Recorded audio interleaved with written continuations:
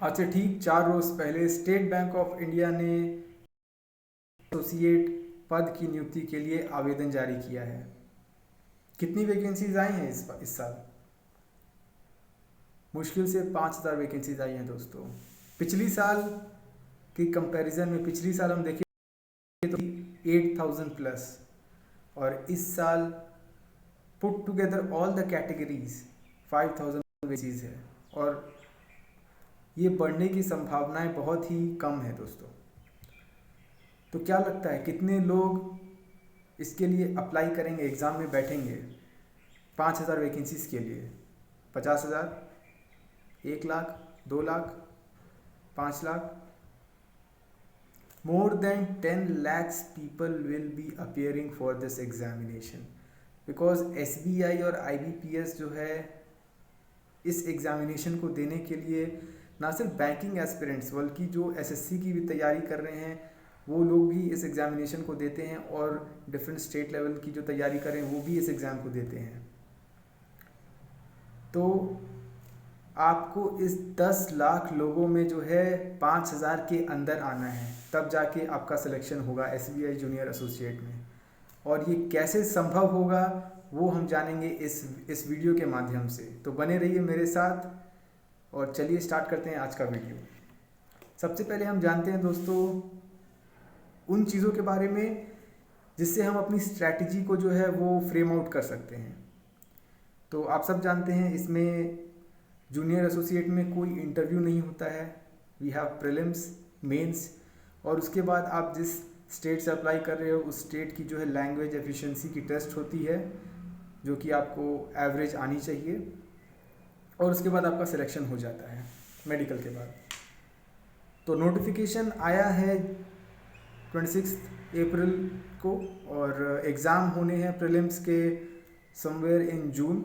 अभी हमारे पास 1 महीने से 1.5 महीने का टाइम है, और उसके बाद फिर जो मेंस के एग्जामिनेशन है वो टेंटेटिव डेट है 31 जुलाई।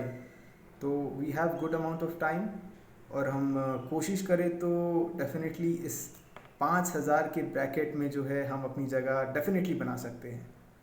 तो आइए जानते हैं कैसे। सबसे पहले आपको एक मॉक टेस्ट की आवश्यकता है, जिसके माध्यम से आप ये जान पाएंगे कि आप कहाँ स्टैंड कर रहे हो क्राउड में, आपकी जगह क्या है, और किन किन एरियाज़ में आपको इम्प्रूवमेंट की ज़रूरत है। तो आप अपने अकॉर्डिंगली आप मॉक टेस्ट डिसाइड कर सकते हो। मेरी प्रेफरेंस रहेगी अगर आप गाइडली को चूज़ करते हो। गाइडली ने अभी रिसेंटली एक पीडीएफ कोर्स लॉन्च किया है specially for SBI junior associates, जिसमें कि आपको 9,800 प्लस क्वेश्चंस मिलेंगे, और आंसर्स में आपको वीडियो सॉल्यूशंस भी मिलेंगे। इनका कुछ अभी ऑफर भी चल रहा है, आपको ये 499 में मिल जाएंगे। लेकिन अगर आप मेरा प्रोमो कोड डालते हो DEEP तो उस पर आपको एडिशनल डिस्काउंट्स भी मिलेंगे। तो इसीलिए सबसे पहला जो इसमें स्टेप है वो है आप एक अच्छी मॉक टेस्ट को जो है वो लेना, और उसमें एग्ज़ाम देने की कमियों को महसूस करना, उन पर काम करना, ताकि आप एक बेटर परफॉर्मर के रूप में जो है वो सामने आ सके। उसके बाद दोस्तों हम देखते हैं इसमें जो दूसरी एक बहुत ही ज़्यादा कैची पॉइंट है वो है इसमें कोई भी सेक्शनल कट ऑफ नहीं रहने वाली है। तो ऐसा नहीं हुआ कि आपको इंग्लिश में इतने मिनिमम मार्क्स चाहिए ही चाहिए।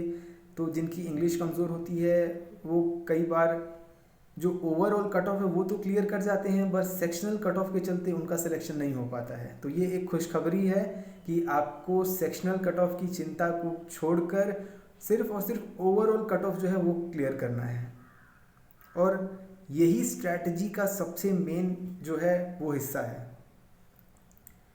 अगर मैं अपनी बात करूं तो मेरी स्ट्रेंथ थी इंग्लिश और रीजनिंग एबिलिटी, और मैथ्स में I was good, not excellent but good.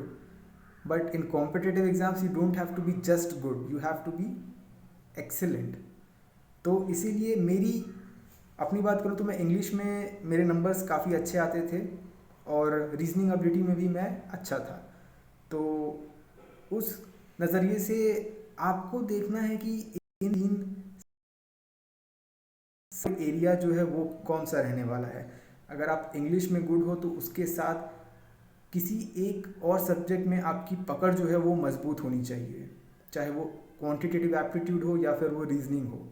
तो ये आपके ऊपर है कि आप जो है अपनी पकड़ किन दो सब्जेक्ट्स पर मजबूत रखते हो, तभी आप कंपटीशन में आगे निकल पाओगे। और अगर आप इंग्लिश में अच्छे मार्क्स स्कोर कर पाते हो तो यू आर डेफिनेटली, आप 30% ऑफ द क्राउड जो है उनसे आप पहले ही आगे चल रहे हो, ये मान के चलो। इंग्लिश में अगर आपको अच्छे मार्क्स आ रहे हैं तो मैं कहूँगा कि आपको बैंकिंग एग्ज़ाम्स में डेफिनेटली इसका काफ़ी फ़ायदा मिलता है। उसके बाद हम बात करें तो अब चलिए हम बात करते हैं आपका जो डेली रूटीन है वो कैसा रहना चाहिए अभी से 1.5 महीने 2 महीने के समय तक। तो अब चलिए हम बात करते हैं कि what should be your daily routine. सबसे पहले तो आप अपने डेली रूटीन में हर चीज़ को एक साथ पढ़ना मत शुरू करो। Take one subject at a time. For example, आपका जो इंग्लिश सेक्शन है उसके लिए तो आपका जो मॉक टेस्ट है that should be more than sufficient. अगर आप इंग्लिश में गुड हो तो आप अगर मॉक टेस्ट देते हो और अगर आपको उसमें सेटिस्फैक्ट्री गुड अच्छे नंबर आते हैं एज़ पर योर एक्सपेक्टेशन, तो फिर वो आपको पढ़ने की ज़रूरत ही नहीं है। आपका फोकस रहना चाहिए कि एग्ज़ाम आ रहे हैं, मेरे को क्वांटिटेटिव एप्टीट्यूड एंड रीजनिंग ये दो सब्जेक्ट्स जो है ये मुझे जल्द से जल्द क्लियर करना है। You can start with reasoning के सारे एक एक चैप्टर आप 1 बाय 1 सॉल्व करना स्टार्ट करो। उसके बाद आप मैथ्स पे आ जाओ, क्वांटिटेटिव एप्टीट्यूड पे। उसके जितने भी चैप्टर्स हैं उनको 1 बाय 1 सॉल्व करो। और साथ ही साथ आप एक दिन में जो है, फॉर एग्जांपल आप क्वांटिटेटिव एप्टीट्यूड से स्टार्ट करते हो तो उसमें आप एक दिन में एक चैप्टर उठाओ, उसको अच्छे से थरली पढ़ो, क्वेश्चन सॉल्व करो। और जनरल अवेयरनेस की वीडियो यूट्यूब पर जो है वो भी आपको हर दिन देखनी है। इसके लिए आपको 2 घंटे का जो समय है वो अलग से रखना है। Every day you have to watch general awareness videos. आप उसको स्टडी आईक्यू से देख सकते हैं या फिर बहुत सारे चैनल्स हैं जो कि आपको अच्छा हिंदू एनालिसिस दे देते हैं। तो आप ये ज़रूर शामिल करें क्योंकि आपका एम बस प्रीलिम्स क्लियर नहीं करना है, आपका एम है एग्ज़ाम को क्लियर करना। मेंस में की तैयारी आपको आज से शुरू करनी है। तो ये अपने दिमाग में बैठा के और तब अपना जो है प्रिपरेशंस को स्टार्ट करें दोस्तों। तो